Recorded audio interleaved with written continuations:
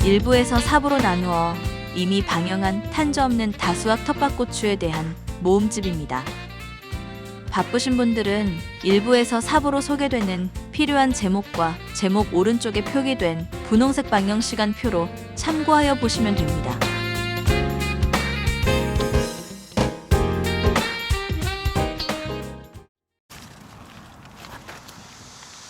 고추가 어마어마하게 많이 달렸어요. 다수학 고추 재배 방법 중에서 추비하는 방법만 바꾸어도 고추가 많이 달린다는 것을 이야기하려 합니다. 추비를 어떻게 하면 고추가 잘 자라고 많이 달릴까? 다수학을 위한 추비하는 방법을 바꾸어야 하는 쉬운 이해를 드리기 위해 고추나무 뿌리에 대한 설명을 먼저 시작으로 추비하는 방법을 이야기하겠습니다. 먼저 뿌리를 뽑아봅니다.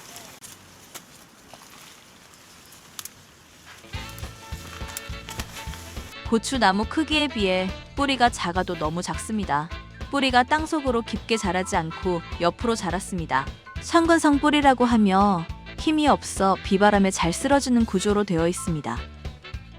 작아도 너무 작아 땅속에 있는 고추 뿌리를 직접 확인을 해보았습니다. 저의 고추밭 두둑은 가로폭이 90cm입니다. 끝물 고추대를 뽑은 후 멀칭 비닐을 벗기고 고추 뿌리 상태를 확인해 보았습니다. 뽑을 때는 전혀 몰랐지만 폭 90cm 두둑의 가장자리인데도 잔뿌리가 어마어마하게 많이 있습니다. 이 경우도 눈으로 보이지 않을 뿐 고추 뿌리가 가득 있다고 생각하면 맞습니다. 정확한 용어를 몰라서 고추대를 뽑을 때 달려나오는 뿌리는 줄기뿌리라고 하고 땅에 남아있는 뿌리는 잔뿌리라고 하겠습니다. 땅속에서 보이지 않는 고추뿌리 구조를 확대한 모습입니다. 잔뿌리가 물과 양분을 흡수를 하여 줄기뿌리로 전달하고 줄기뿌리는 전달받은 물과 양분을 대공으로 보내서 고추나무가 자라는 것으로 이해하시면 될 것 같습니다. 고추 모종을 구입하면 이 정도로 많이 자란 경우가 많습니다. 확인을 해보지는 않았지만 이미 잔뿌리의 크기가 15에서 20cm 정도 자란 것입니다. 고추를 심고 고추와 고추 뿌리가 자라는 모습입니다. 고추의 뿌리가 자라는 모습을 보시면 추비를 언제 어떻게 하여야 좋을지 이해가 되실 겁니다. 다시 설명하겠습니다. 고추는 잔뿌리가 물과 양분을 흡수하며 흡수한 물과 양분을 줄기뿌리로 전달하여 고추가 자라는 겁니다.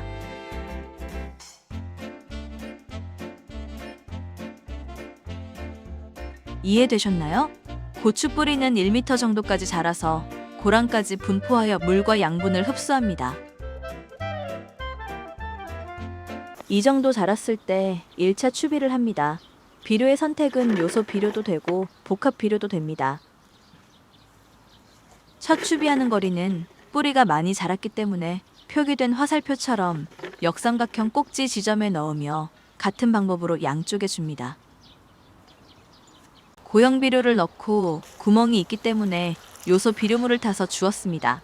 요소 비료물을 타서 주면 속효성 효과로 고추가 빨리 자랍니다. 두 번째 추비는 언제 어떻게?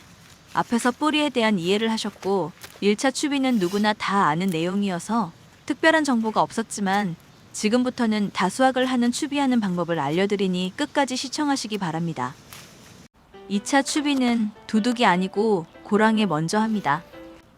풀이 나기 전 제초 매트를 설치하면서 2차 추비를 같이 하면 양분 찾아다니는 잔뿌리를 유인하는 효과로 고추가 더 잘 자라고 비료와 퇴비의 부작용도 없습니다.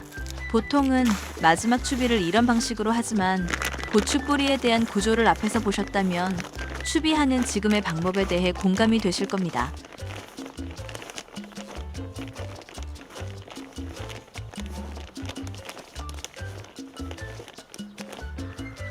붕사입니다. 꼭 넣어주세요. 붕사는 기계 장치로 설명하면 윤활유 역할입니다. 땅속에 양분이 많아도 붕사가 부족하면 고추가 잘 자라지 않으며 고추도 곧게 자라지 않습니다. 토양 살균제입니다. 고추는 병해가 워낙 많아서 살균제를 넣어주면 도움이 됩니다.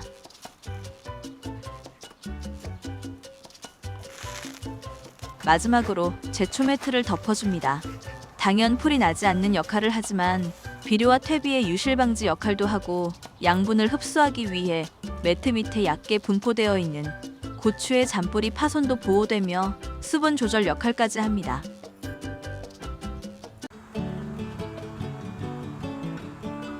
약간 늦은 3차 추비이며 저의 경우는 마지막 추비이기도 합니다.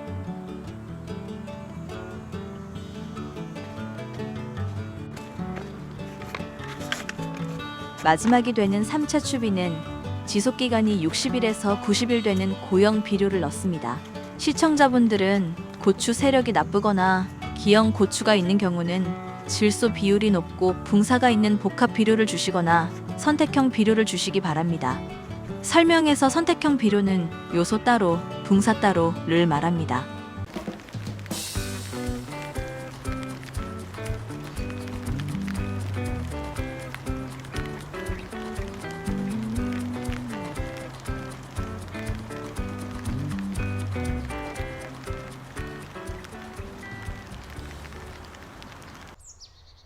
꿈꾸는 텃밭? 나도 기초가 되는 밥 만들기에서 90% 이상 결정됩니다.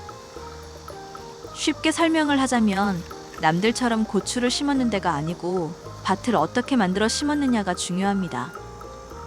밭만 잘 만들어도 누구나 다 수확하는 고추밥 만들기 시작합니다. 고추 나무 크기에 비해 뿌리가 작아도 너무 작습니다. 뽑을 때는 전혀 몰랐지만 폭 90cm 두둑의 가장자리인데도 잔뿌리가 어마어마하게 많이 있습니다.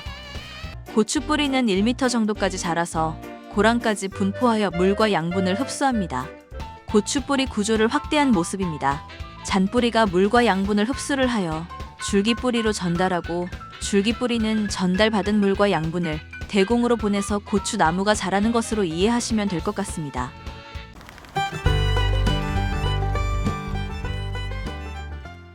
우리나라에 내리는 비의 대부분은 산성비라서 토양의 대부분이 산성화가 되었습니다.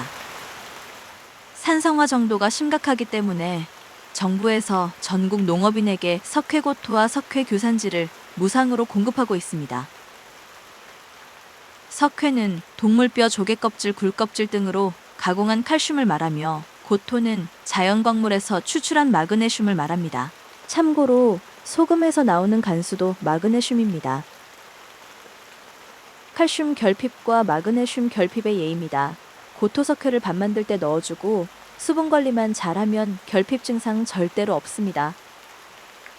채소와 과수를 포함한 작물의 대부분은 석회고토를 넣어주지 않으면 칼슘 결핍, 마그네슘 결핍, 생리장애 등등 각종 병의 발생의 원인이 됩니다.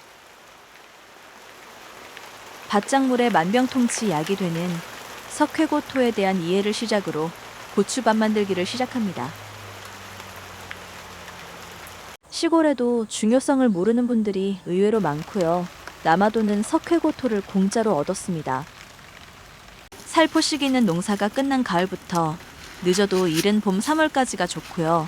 살포 후 3개월에서 6개월 정도부터 고추가 흡수하며 한번 살포하면 3년 정도 지속이 됩니다. 이런 영상을 올리면 pH 농도 체크 등등 지적하시는 분들이 고맙게 있지만 텃밭하면서 쉬운 일 아니니 그냥 살포하세요. 가뭄 때만 되면 칼슘 결핍으로 칼슘제를 구입하여 연면 시비를 하지만 이미 피해가 많고 늦은 것입니다. 연면 시비를 하다 보면 칼슘 결핍이 줄어드는데 효과가 없는 것은 아니지만 완벽하지 않고 알고 보면 연면 시비를 하는 동안에 비가 와서 해결이 된 것이라고 생각을 하시는 분들은 많지 않을 것입니다. 요즘 비료값 장난 아닙니다. 농사철이 되는 봄에는 얼마까지 오를지 걱정이네요. 고추밭에 퇴비는 가을부터 이른 봄 3월까지 넣어주면 땅속에서 완벽하게 숙성되어 봄에 고추를 심고 퇴비 장애가 없어 빨리 자랍니다. 참고로 미숙분 퇴비 또는 개분의 경우는 가급적이면 가을에 넣어주는 것을 권장합니다. 고추의 퇴비는 우분보다는 가축분이 좋고요. 저는 질소질이 높은 개분을 사용합니다. 개분의 질소질은 우분의 4배, 돈분의 2배라서 질소질을 좋아하는 고추에 좋고 비료값이 많이 절약됩니다. 개분의 단점은 질소질과 기타 영양요소가 높아 잘못 사용을 하면 비료를 잘 못 줘서 문제가 되는 것처럼 부작용이 많으니 초보 텃밭의 경우는 우분과 돈분 그리고 개분이 섞여 있는 가축분 사용을 권장합니다.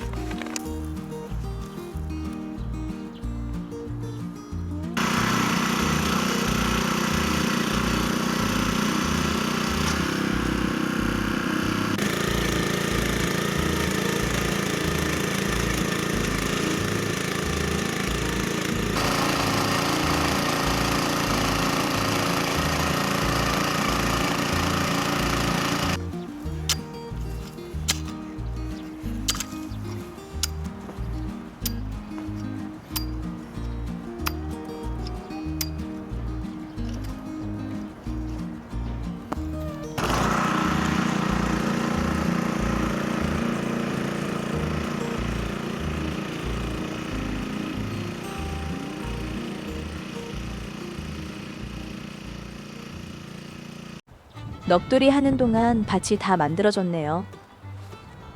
지금부터는 고추밭 두둑에 대한 중요한 포인트를 설명드리니 잘 보시기 바랍니다. 만약에 화분에 고추를 심는다면 큰 화분일수록 더 잘 자라겠죠? 영상을 시작할 때 고추 뿌리에 대한 이해를 드렸습니다. 고추밭 두둑을 작게 만들고 비닐 멀칭을 한다면 화분에 심은 고추처럼 잘 자라지 않고 수확도 작을 수밖에 없습니다. 저의 고추밭 멀칭 비닐은 1.2m를 사용합니다. 당연 두둑도 그만큼 크겠죠? 고추밭 두둑의 멀칭 비닐은 일반적으로는 90cm를 사용하는데 1m 이상의 비닐 사용을 권장합니다. 두둑의 길이는 12m입니다. 두둑의 높이는 약 40cm입니다.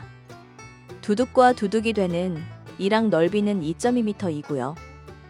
고추를 심는 간격은 50cm입니다. 어려운가요? 쉽게 이해하세요. 밭 만들 때 두둑은 가급적 크게, 두둑의 높이도 가급적 크게, 이랑의 넓이도 가급적 넓게 하시면 됩니다. 관상용 비단잉어 중에 코이라는 물고기가 있어요. 코이 물고기는 보통 어항에서는 5에서 8cm 정도 자라지만 수족관에서는 15cm, 연못에서는 25cm 자라고 강에서는 120cm까지 자랍니다.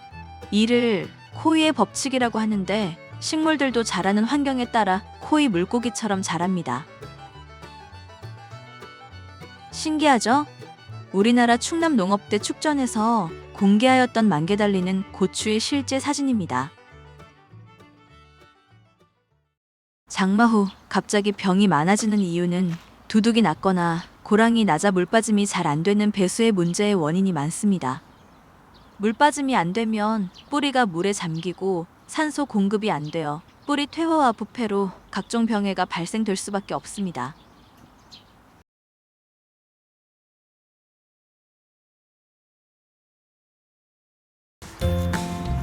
(2024년) 텃밭 고추에 대한 1부와 2부를 시작으로 오늘은 탄저병 없고 진딧물 없는 텃밭 고추를 3부로 방송합니다.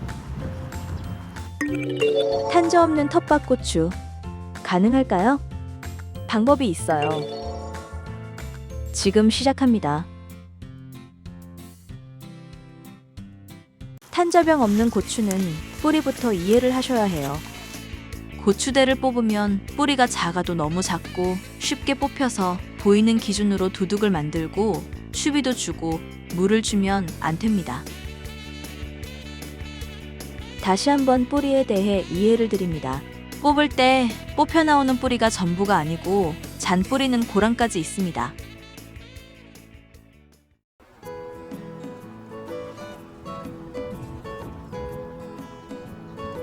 뿌리에 대한 이해를 먼저 시작하는 이유는 지금 보이는 밭의 흙 속에는 탄저균이 있다고 할 수 있기 때문입니다.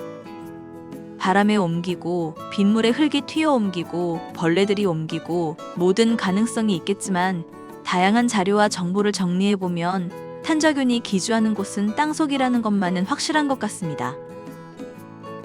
탄저균이 땅속에 기주하는 한 뿌리를 타고 올라가 자외선과 습도 등을 만났을 때 탄저병이 되는 가능성은 언제나 있을 수밖에 없습니다.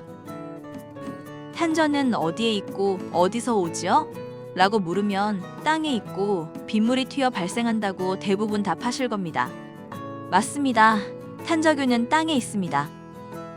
그런데 탄저병 예방과 방제를 땅에도 하고 계시나요? 밭 만들 때 1차로 탄저 기능이 있는 토양 살균제를 살포합니다. 이것만으로 끝나는 게 아니니 계속 시청하세요. 사용량은 봉지 뒷면에 표기된 권장량대로 하시기 바랍니다. 두 번째 탄저 방제는 토양 진딧물 약과 함께 합니다. 토양 진딧물 약을 지금 방법으로 하면 고추대 뽑을 때까지도 진딧물 없습니다. 살균제와 진딧물 방제약에 대한 배합과 비율, 그리고 사용량은 바로 방법을 알려드립니다.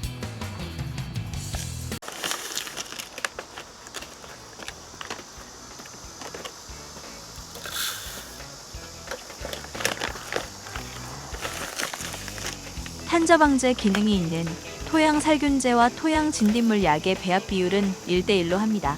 이렇게 두 가지를 섞는 이유는 고추를 심기 직전에 한 번에 구덩이에 넣기 위함이며 따로따로 하면 시간 낭비도 되고 불편하기 때문입니다.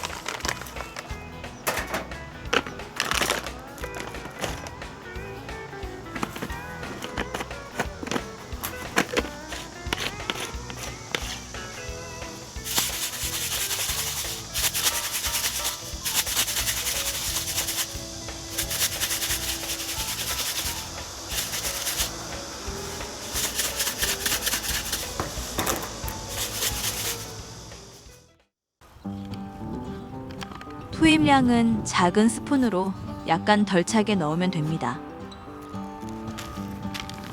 이 방법은 병이 많은 오이, 참외, 수박 등 심을 때 넣으면 확실히 병해가 줄고요.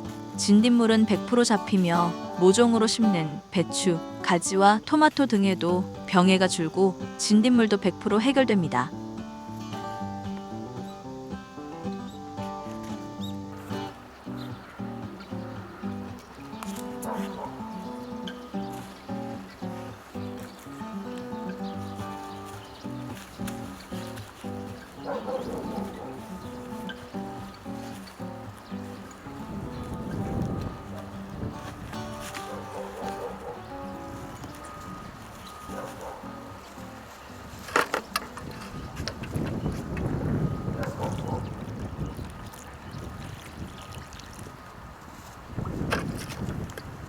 땅속 탄저균에 대한 세 번째이며 마지막 방제 방법입니다. 앞에서 고추 뿌리에 대한 이해를 드렸습니다. 그리고 토양 살균제를 밥 만들 때 넣고 로타리를 하였고 심기 직전 구덩이에 넣었습니다. 그런데 왜 또 넣어야 하는지 궁금하실 겁니다. 고추 뿌리는 고랑까지 오는데 두둑을 만들 때 고랑이 흙을 퍼올려 만들었기 때문에 고랑에는 퇴비도 비료도 없고 탄저약도 없기 때문입니다.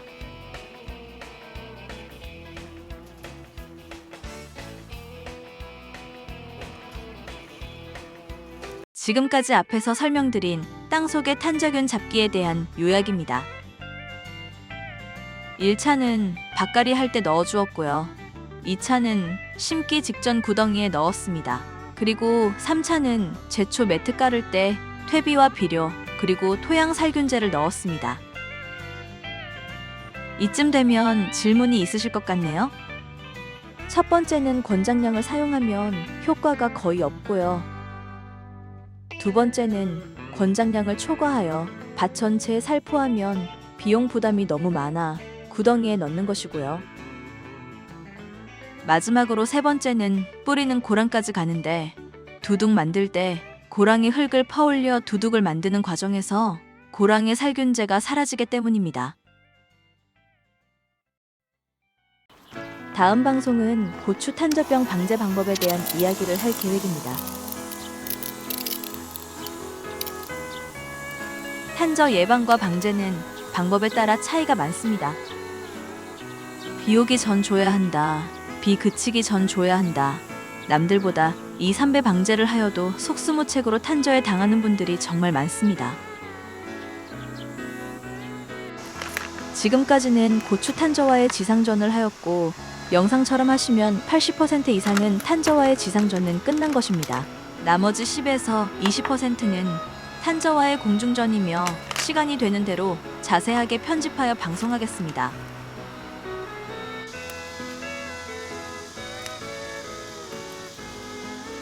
탄저일도 없는 고추 방제 방법, 다음 방송 기대하셔도 됩니다.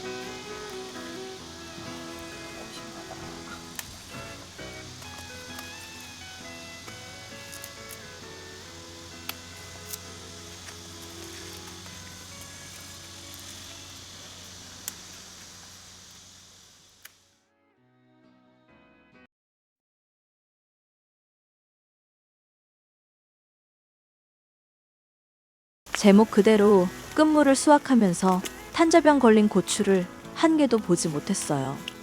첫물과 두물 수확 때도 당연히 없었고요. 혹시나 해서 수확한 고추를 하나하나 확인하였지만 탄저병 걸린 고추가 없었습니다. 샘물 수확 때도 탄저병이 있는지 확인하였어요. 당연히 없었고요.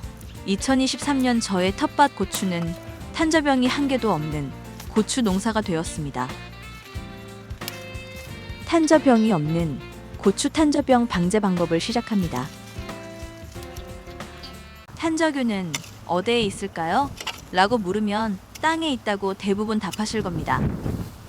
질문을 바꾸어 탄저병은 어디에서 오는 것일까요? 라고 물으면 땅에서 빗물이 튀어 탄저가 온다와 비가 많이 오는 장마철에는 무조건 탄저가 온다로 답을 하십니다. 두 가지 질문을 요약하면 누구나 다 탄저병은 땅에서부터 시작된다는 것을 알고 계십니다. 그런데 탄저 방제는 어떻게 하고 계시죠? 지난 방송에서 땅에 있는 탄저균 방제 방법을 알려드렸으니 보시지 않으신 분들은 본 방송을 보신 후 지난 방송도 보시면 완벽한 탄저병 방제 방법에 도움이 되실 겁니다. 지난 방송 탄저와의 지상전에 이어서 탄저와의 공중전 시작합니다. 탄저균은 땅에 있는데 땅에다 심은 비닐하우스의 고추는 탄저가 없고 노지 고추에만 탄저가 있는 것일까요? 궁금해서 비닐하우스와 노지의 차이점을 생각해 보았습니다. 땅에다 심는 방법은 비닐하우스나 노지나 같습니다. 차이점은 비닐하우스의 고추는 비를 맞지 않지만 바람에는 노출이 되어 있고 노지 고추는 비바람에 모방비로 노출되어 있는 차이점이 있습니다. 그런데요. 탄저병과 관련이 있는 가능성이 높은 것이 두 가지 더 있었습니다. 노지는 햇빛과 자외선 투과율이 100% 되는 기준으로 광 투과율을 100으로 볼 때 비닐하우스는 햇빛과 자외선 투과율이 80% 정도로 알고 있습니다. 그리고 산성비가 내려도 비닐하우스의 고추는 차단되며 수분 공급도 지하수라서 산성빗물로 수분 공급이 되지 않는 반면 노지의 고추는 산성비와 산성빗물에 100% 노출되어 있습니다. 탄저균은 눈으로 보이지 않지만 탄저병은 눈으로 보입니다. 때문에 탄저병 걸린 고추가 보인다면 이미 늦은 것입니다. 탄저균을 볼 수 있는 방법은 고성능 현미경이 있어야 하지만 이런 장비는 전문 연구소나 농약사 정도일 것입니다. 영상을 보고 계시는 시청자 여러분, 막걸리가 좋고 식초가 좋고 등등 탄저 관련 수많은 개인 정보를 내놓고 있지만 이는 의학으로 해석을 하면 건강 보조제일 뿐입니다. 우리 속담에 호미로 막을 것을 가래로 막는다가 있어요.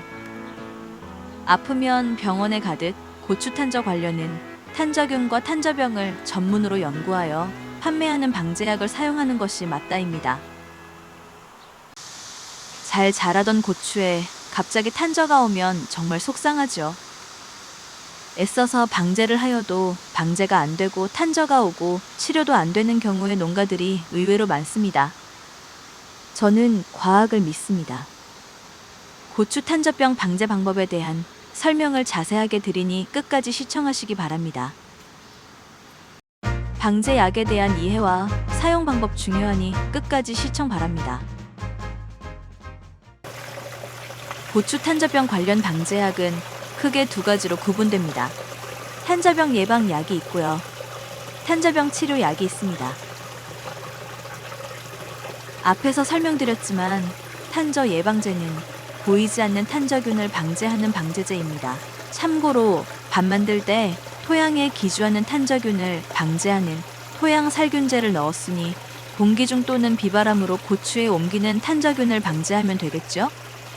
이 예방제를 주는 시기와 방법은 잠시 후에 다시 설명드리겠습니다.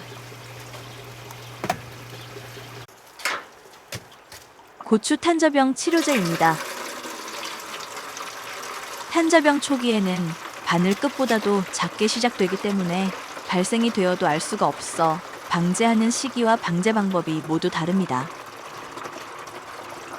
탄저가 보일 때 방제하는 분, 탄저가 보이지 않아도 장마가 시작될 때부터 방제하는 분, 그리고 방제 방법이 모두 다르기 때문에 탄저병 방제를 하고도 성공하는 분과 실패하는 분으로 나누어집니다.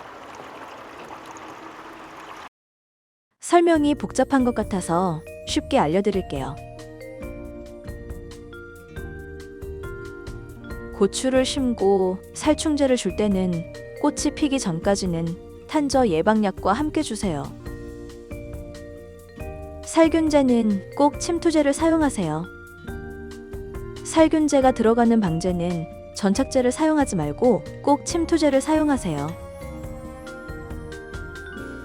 침투제를 사용하여야 하는 이유는 표피 안으로 흡수되어 비가 와도 쓸려 나가지 않아 방제력 효과가 높기 때문입니다. 중요합니다. 살균제 사용 때는 침투제를 사용하면 비가 오기 전과 비가 그친 후 방제를 하지 않아도 되기 때문에 노동력을 줄임은 물론이고요. 방제 효과도 높습니다. 살충제와 탄저 예방약을 같이 줄 때는 전착제와 침투제를 섞어서 사용합니다. 전착제와 침투제 겸용도 있으니 겸용을 사용하면 더 편리하겠죠?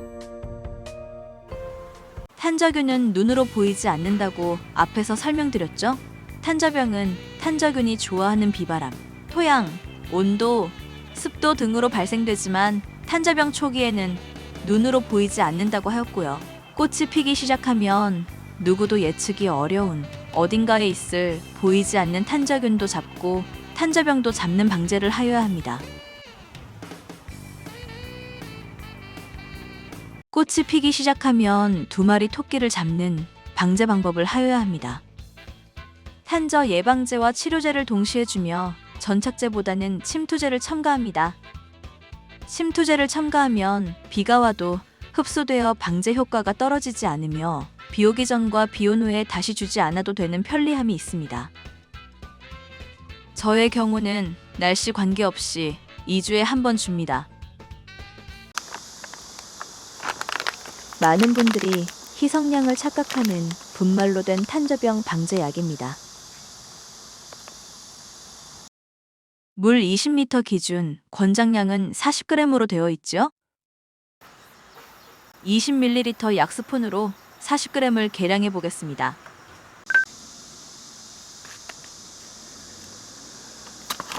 가끔은 액체보다 효과가 높게 알려진 분말로 된 탄저병 치료 약도 사용하시면 좋습니다. 분말 방제약은 농약사에서 서비스로 주는 계량 스푼으로 사용하면 안 됩니다. 농약사에서 서비스로 주는 계량 스푼은 액체로 된 약을 사용하는 스푼입니다.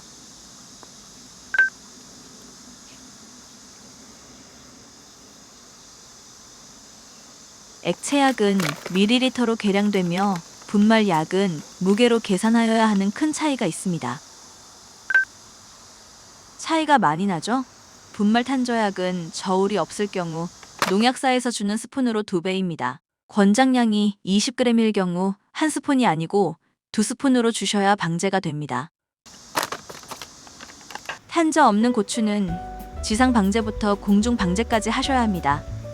탄저병은 남들처럼 방제를 하였다 보다는 어떻게 방제를 하였나가 중요합니다.